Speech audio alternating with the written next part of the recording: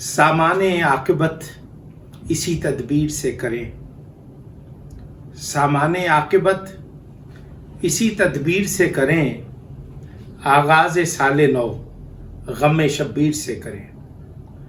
سلام یا حسین، سلام یا حسین۔ ناظرین، 1447 عیسوی ہجری کے اسلامی سال کا آغاز یکم محرم کو ہونے جا رہا ہے۔ اسلامی سال کا پہلا مہینہ آل رسول کے گھرانے میں جو ایک کوہرام بپا ہے، یہ محرم کے چاند کے طلوع ہونے سے محبان علی و بطول کے چہروں سے، ان کے لباسوں سے، ان کے گھروں سے اٹھنے والے دھوئیں سے اس بات کا اندازہ ہوتا ہے کہ شیعہ نے حیدر کرار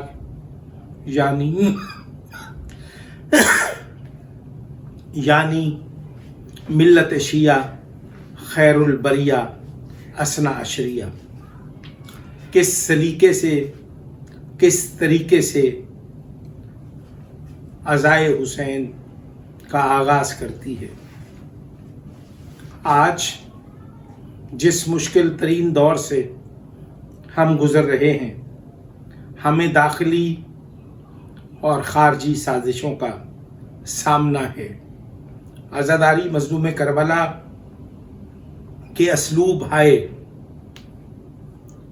اس پر بہت سارے لوگ انگلیاں اٹھاتے ہوئے نظر آتے ہیں۔ آپ نے دیکھا کہ دنیا ذکر حسین کو اور عزاداری مظلوم کربلا کو جتنا محدود کر رہی تھی، جس کا پھیلاؤ، اس کی حیت اتنی ہی بڑھتی چلی جا رہی ہے۔ Electronic media, print media, social media, اور پھر آپ نے دیکھا کہ گوگل کے ذریعے دنیا سمٹتی ہوئی چلی گئی، اور ایک کلک پر آپ پاکستان میں بیٹھ کے امریکہ تک آپ بھونچال پیدا کر سکتے ہیں۔ آج آپ سے ایک چیز اس مختصر سے پیغام کے ذریعے ملت شیعہ خیر البریہ اثنا عشریہ کے جوانوں، بہنوں، بیٹیوں کے نام عرض کرنا چاہتا ہوں۔ یہ پیغام میری طرف سے نہیں ہے، آپ کی طرف سے ہے، اور ہر فرد اس پر عملداری کر کے اپنے آپ کو شیعہ اثنا عشری ہونے کا ثبوت مہیا کرے۔ آپ کا پہناوا، آپ کے چہرے پر سوگ اور پریشانی، آپ کے چہرے کے آثار نمایاں ہونے چاہیے، اور اس سے آپ کو دیکھنے والے یہ محسوس کریں کہ یہ حسینی فکر سے جڑا ہوا ہے، اور حسین کا سوگوار اور حسین کا ماتمی عزاخانے کی طرف رواں دواں ہے۔ منبر حسین پر موجود خطبہ، واعظین، ذاکرین کی یہ ذمہ داری ہے کہ وہ فکر حسین سے متصل ہو کر ذکر حسین بیان کریں۔ اگر آپ ذکر حسین بیان کریں اور وہ فکر حسین سے خالی ہو یا عاری ہو، تو میں سمجھتا ہوں اس ذکر حسین کے برپا کرنے کا، بیان کرنے کا کوئی فائدہ نہیں۔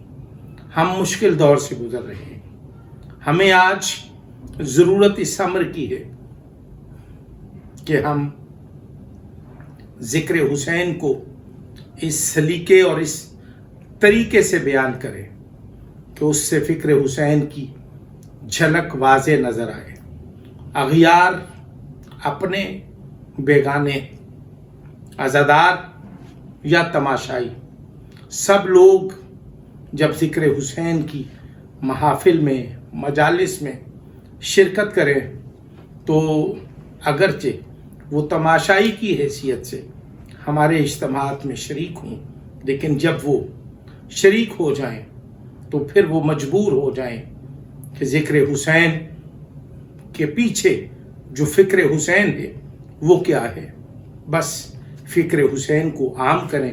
میں ایک ہی بات کہنا چاہتا ہوں، حسین بولو، حسین سوچو، حسین لکھو، حسین پڑھو، حسین سمجھو۔ اور ایک بات یاد رکھیے، اگر آپ حدیث رسول مقبول رسالت مآب حسین منی وانا من الحسین اس حدیث کو ترجمے سمیت، معنی اور مفہوم سمیت اگر آپ سمجھنے کی کوشش کریں گے تو آپ کربلا سے قریب ہو جائیں گے، اور اگر آپ کربلا سے قریب ہو گئے تو پھر آپ فکر حسین سے متصل ہو جائیں گے۔ آج زمینی حالات اس بات کا تقاضا کر رہے ہیں کہ ہمیں فکر حسین سے متصل ہو کر زمینی آلائشوں، زمینی مسائل، زمینی حقائق سے اگر ہمیں نبرد آزما ہونا ہے، ہمیں اس سے نبٹنا ہے، اور اگر ہمیں کبھی مشکل وقت آن پڑے تو پھر ہم فکر حسین سے متصل ہو کر ہی ہم اس کا مقابلہ کر سکتے ہیں۔ السلام علیکم ورحمۃ اللہ وبرکاتہ۔